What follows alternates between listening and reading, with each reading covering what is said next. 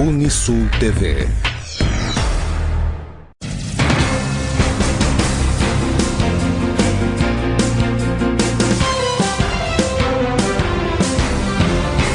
No ar, Câmera Aberta. Você vai ver no Câmera Aberta a segunda edição. Uma entrevista ao vivo com a professora Desirê Mota Roth, da Universidade de Santa Maria, no Rio Grande do Sul, que participou do 4º CIGET, que está acontecendo na Unisul. Eu sou Juliana Zumblick e hoje é sexta-feira, 17 de agosto. O Câmera Aberta está no ar.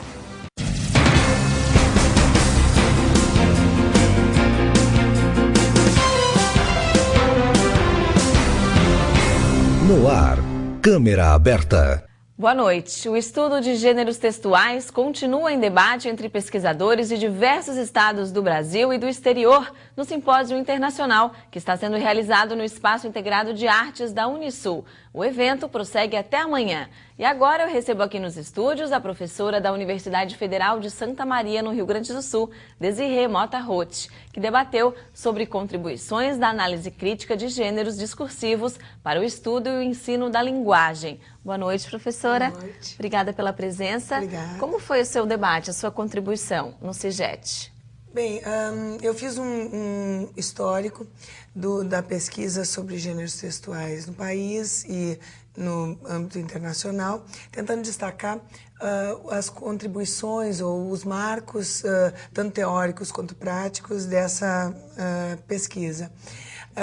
Para quem não é da área, gêneros textuais são eventos discursivos que fazem a nossa vida diária e que nós, como aprendemos a falar desde que somos pequenos, nós levamos ou consideramos a língua como dada, como algo que nos é dado sem termos que pesquisar ou teorizar sobre ela. No entanto, principalmente em ambientes estruturados como uma empresa, a universidade, a política, a ciência, a linguagem é a mediadora da construção do saber e das práticas. Portanto, qualquer campanha política é feita em cima de quê? Textos e atos que são realizados através desses textos. Então, mesmo na vida civil, alguém só é casado, considerado casado, depois que o juiz de paz declara todo aquele texto e os declara, então, casados legalmente. Então, essas várias instâncias da vida diária ou da vida institucional, como eu falei antes, na universidade ou nas empresas e por aí vai, nos hospitais, todas essas práticas, pequenos eventos ou grandes eventos que organizam a nossa existência, precisam ser estudados, analisados, desnaturalizados, quer dizer, explicitados para nós todos, no sentido de melhorar a nossa vida e para que educadores possam ter uma prática na sala de aula mais efetiva.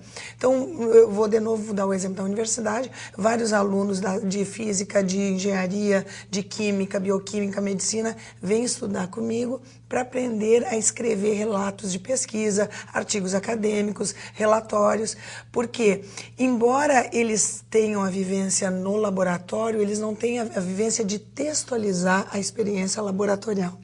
Então, eles têm que colocar na sociedade o relato dessa experiência, e esse relato é feito via texto.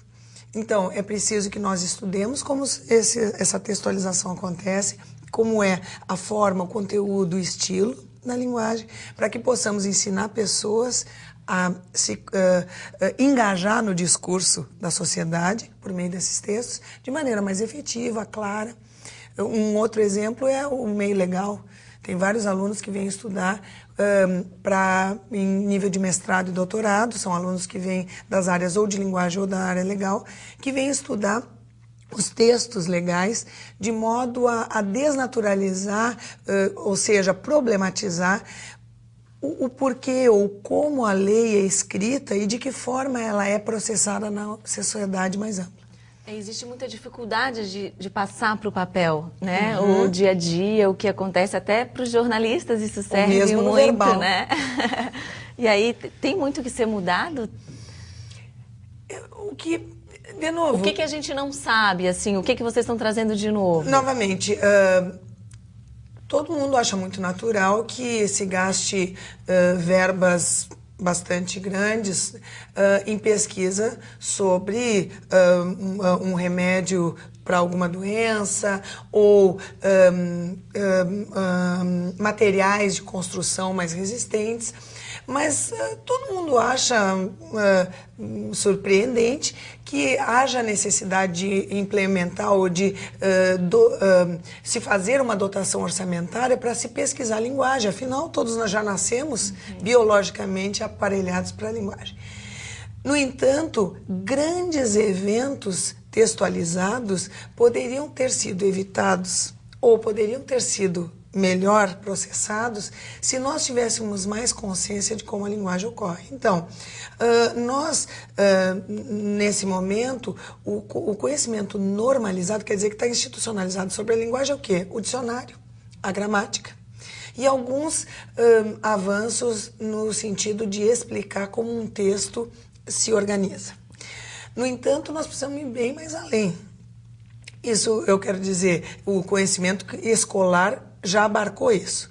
Nós precisamos que dentro das salas de aula nós tenhamos uma prática mais efetiva, de modo que quando nosso aluno sai da escola fundamental, ele tem habilidades linguísticas, tanto de língua materna, português, quanto estrangeira, espanhol, inglês e por aí vai, francês, de modo que ele possa, de fato, se engajar nos discursos que demandam uma performance, uma ação deles por meio da linguagem. Então, se você é um jornalista e precisa aprender a ser o jornalês, né, a ser um jornalista na língua estrangeira, que a sala de aula do ensino fundamental, do médio e depois na universidade lhe prepare para este fato. E todo mundo sabe que o ensino de língua estrangeira, de modo mais generalizado aqui no Brasil e em vários países, ainda deixa muito a desejar.